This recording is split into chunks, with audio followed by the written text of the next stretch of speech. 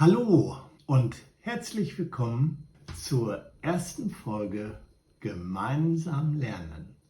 Mein Name ist Rainer Gude-Johann alias Gudi von der Wasserstraße und ich begleite dich gerne auf dem Weg in die wunderbare Welt der Airbrush-Malerei. In dieser Reihe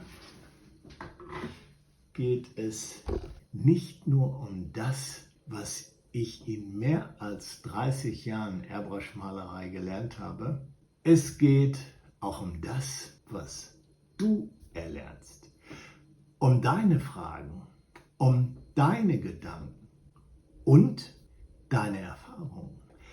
Denn ich möchte diesen Kanal nicht an deinen Fragen vorbei entwickeln. Ich möchte ihn gemeinsam mit dir weiterentwickeln.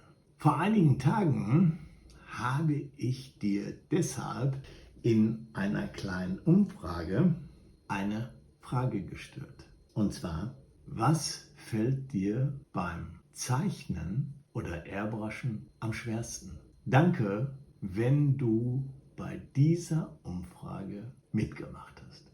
Das Ergebnis finde ich besonders spannend. 2 Antworten liegen gleich auf. Ich erkenne Licht und Schatten nicht richtig und ich weiß nicht, wo ich anfangen soll. Auf den ersten Blick wirkt das vielleicht wie 2 unterschiedliche Schwierigkeiten. Wenn ich aber genauer darüber nachdenke, gehören sie unmittelbar zusammen. Denn wenn du Licht und Schatten in einem Motiv noch nicht sicher erkennst, fällt es dir auch schwerer zu entscheiden, wo du mit deinem Bild anfangen kannst. Das Bemerkenswerte daran ist,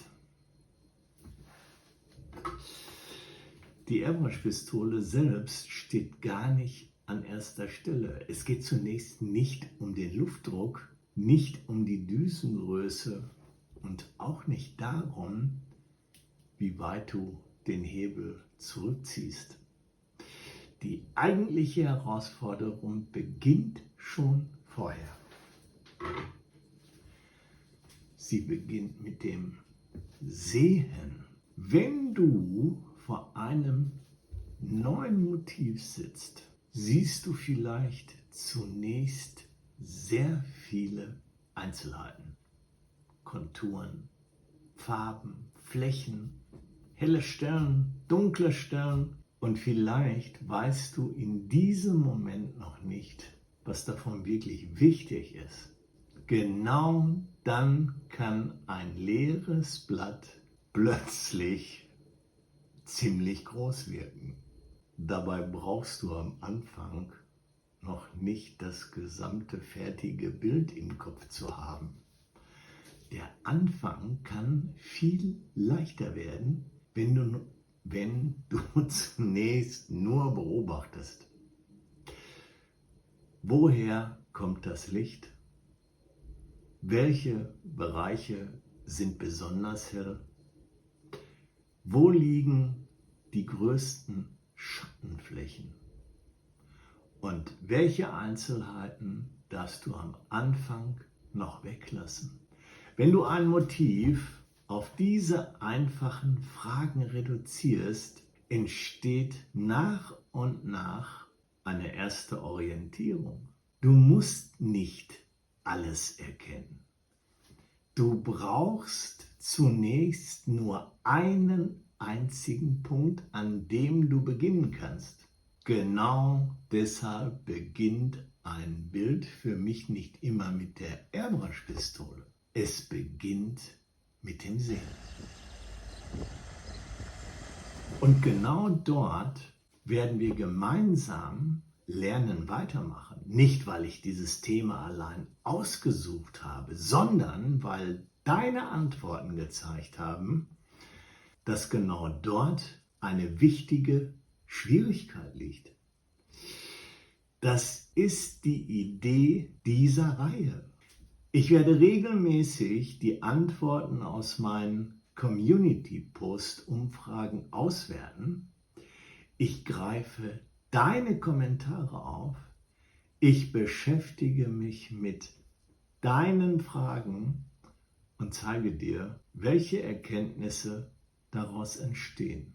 Aus diesen Rückmeldungen können neue Videos entstehen, neue Übungen, neue Arbeitsblätter und manchmal vielleicht auch Gedanken, den ich ohne deine Antwort gar nicht weiterverfolgt hätte.